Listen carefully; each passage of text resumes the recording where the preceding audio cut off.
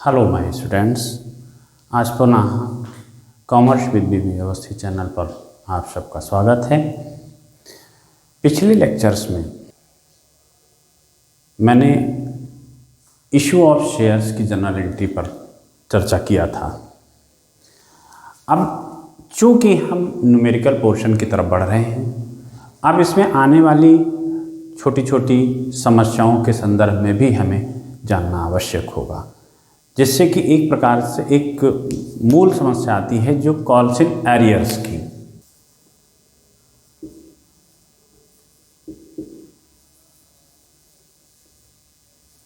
Calls in arrear, पहली चीज़ तो ये कॉल्स इन एरियर है क्या।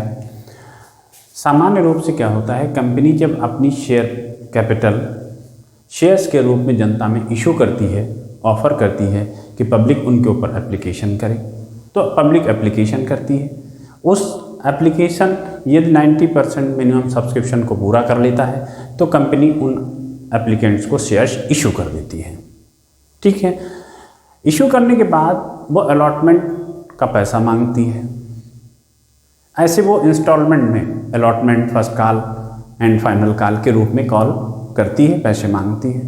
इसी बीच में कुछ ऐसे शेयर होल्डर्स होते हैं जो एप्लीकेशन तो दे दिए, लेकिन जब कंपनी ने अलॉटमेंट का पैसा मांगा तो अलॉटमेंट का पैसा वो नहीं दे सके या नहीं दे पाए, तो वो पैसा कॉल्स इन एरियर के रूप में जाना जाता है। राइट। अब यहाँ पर जब कॉल्स इन एरियर के रूप में हो गया तो इस संदर्भ में कॉल्स इन एरियर का अकाउंट फार किया जाए, उसकी जनरल एंट्री मेंटेन की जाए या calls in arrear account open किया जाए, इस संदर्भ में कंपनीज एक्ट 2013 में कोई प्रोविजन नहीं दिया गया है। ओके, ऐसी स्थिति में क्या होता है, उसमें दो प्रकार के ऑप्शन इन प्रैक्टिस चलते हैं। एक तो ये कि जिसमें calls in arrear account open किया जाए, एक ये जिसमें calls in arrear account open न किया जाए। ठीक है, पहली पोजीशन आती है calls in arrear account not opened. Okay, नहीं खोला गया है। दूसरी पोजीशन होती है calls in arrear account opened. Okay, ये दो पोजीशंस आती हैं। इन दो तरीके से एंट्रीज बनाई जाती हैं। इनमें सामान्य रूप से जो व्यवस्था अक्सर लेखाकार करते हैं, कंपनीज अप्लाई करती हैं, वो नॉट ओपन की करती हैं कि वो अकाउंट नहीं ओपन किया गया, जितना पैसा मांगा गया था, जितना मिल गया तो उतना हमने रिसीव किया। मान लिया कॉल्स अलॉटमेंट मनी हमने मांगा 50,000, मिला 25,000, तो हमने 25,000 से रिसीव कर लिया, 25,000 से अलॉटमेंट डेबिट पड़ा रहा। ठीक है, इस प्रकार से दो फैक्ट चलते हैं, दो तरीके से जनरल एंट्रीज मेंटेन की जाती हैं। बाद में जब वर्ष के अंत में हमें बैलेंस शीट बनानी होती है तो जो सब्सक्राइब्ड कैपिटल है, पेड अप कैपिटल निकालने के लिए कॉल्ड अप कैपिटल से एरियर को माइनस कर दिया जाता है। शेष जो बच जाती है वो paid up capital balance sheet में शो करते हैं, नोट्स टू अकाउंट्स में। तो अब चलते हैं इस चीज़ को एक प्रैक्टिकल एग्जाम्पल के माध्यम से समझते हैं। देखते हैं क्या। सपोज कीजिए कि एक हमने क्वेश्चंस प्रज्यूम कर लिया कि इस प्रकार से रहा हो। नंबर ऑफ शेयर्स इशूड कितने, 5,000 shares at the rate ₹10 each. Right. इन 10 रुपयों को कैसे मांगा जा रहा है, 3 रुपये अलॉटमेंट एप्लीकेशन पर, 4 अलॉटमेंट पर और 3 रुपये फर्स्ट कॉल पर। इस प्रकार से डिमांड कंपनी ने की। इसमें क्या हुआ कि a share holder had 1,000 shares did not pay allotment and first call. एक ऐसा शेयर होल्डर है जिसने अलॉटमेंट और फर्स्ट कॉल की रूप पैसा 1,000 शेयर पर नहीं दे पाया, जो कि कॉल्स इन एरियर हो गया।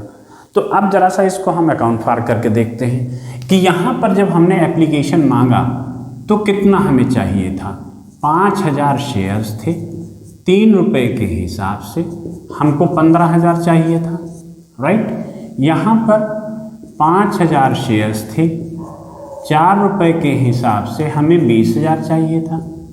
यहाँ पर 5000 शेयर्स के पर 3 रुपये के हिसाब से हमें 15,000 रुपये चाहिए था, राइट। अब देखिए क्या हुआ कि जब हमने एप्लीकेशन मिली तो bank account debit to share application, कितना, ये वैल्यू हमको मिल गई 15,000 रुपये की, ठीक है। इसको हमने शेयर कैपिटल में ट्रांसफर कर दिया 15,000। आफ्टर दैट अगली जब हमें किस्त मांगनी हुई, जब शेयर्स अलॉटमेंट किया हमने, तब हमने अलॉटमेंट की मांग की, डिमांड की, तो हमें कितना हमने मांगा, 20,000 रुपये। हमने यहाँ 20,000 रुपये की मांग की 5,000 शेयर होल्डर से। हुआ क्या कि ये मिस्टर 1,000 जिनके पास शेयर्स थे उन्होंने अलॉटमेंट नहीं दिया। मीन्स अलॉटमेंट न देने का मतलब हुआ 1,000 इंटू 4, दिस मीन्स 4,000 रुपये हमको नहीं मिले, ठीक है। तो मिला कितना, 20,000 में से 4,000 नहीं मिला तो मिला हमको 16,000 रुपये। ओके बेटा, इसको बहुत हिसाब से ध्यान दीजिएगा क्योंकि यही आगे फॉर फ्यूचर में प्रॉब्लम करता है। शेयर फॉर फीस जब हम करेंगे तो यही फिगरें हमें प्रॉब्लम पैदा करती हैं। ओके, तो अब यहाँ देखिए क्या हुआ कि हमने 4,000 रुपये डिडक्ट तो कर दिया, लेकिन काल्सन एरियर के संदर्भ में कोई हमने जनरल लेखा नहीं किया, जनरलिटी नहीं की। क्यों? तो इसका इफेक्ट क्या पड़ा, यहाँ हमने डेबिट किया था share allotment account debit to 20,000, but यहाँ क्रेडिट कितने से हुआ, 16,000 से। इसका मतलब हुआ कि अभी भी 4,000 रुपये से शेयर अलॉटमेंट अकाउंट डेबिट पड़ा हुआ है, ठीक है। अब हम इसकी यहाँ पर नरेशन में लिख देंगे, being allotment money received except 1,000 shares. Okay, कितना, 20,000 माइनस 4,000, क्या हुआ इसका, 1,000 इंटू 4 के हिसाब से हमको नहीं मिला, ठीक है। अब ये बात क्लियर हो गई कि यहां पर वो अभी भी 4,000 रुपये से डेबिट पड़ा हुआ है।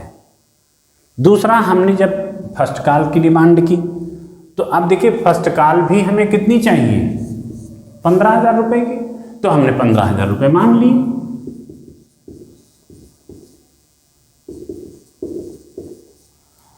लेकिन क्या हुआ कि ये फर्स्ट कॉल पर भी नहीं दे पाए हैं। एक चीज़ ध्यान रखिएगा, कभी कभी क्वेश्चंस में इस प्रकार की चीज़ें अंडरस्टूड होती हैं कि उसने कहा कि अलॉटमेंट के ऊपर मिस्टर ए कोई हैं जिनके पास 1,000 शेयर्स हैं, अलॉटमेंट नहीं पे कर पाए, फर्स्ट कॉल मांगी गई, सेकेंड कॉल मांगी गई।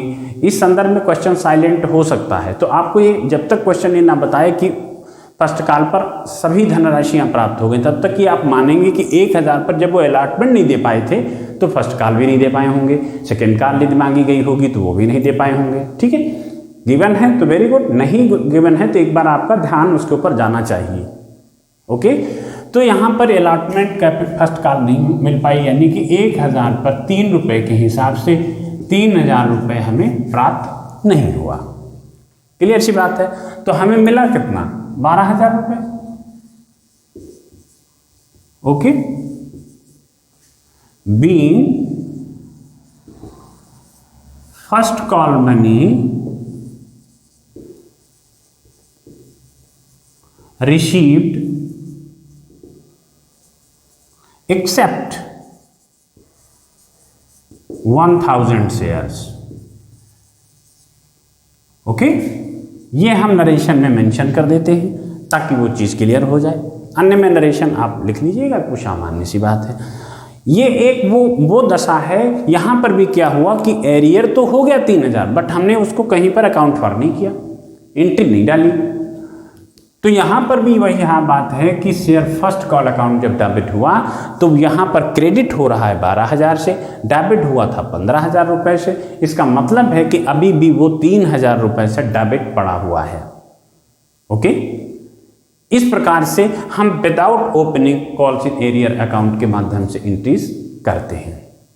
यदि इसी को हम दूसरी शक्ल में ले जाएं, ओपन बाय ओपनिंग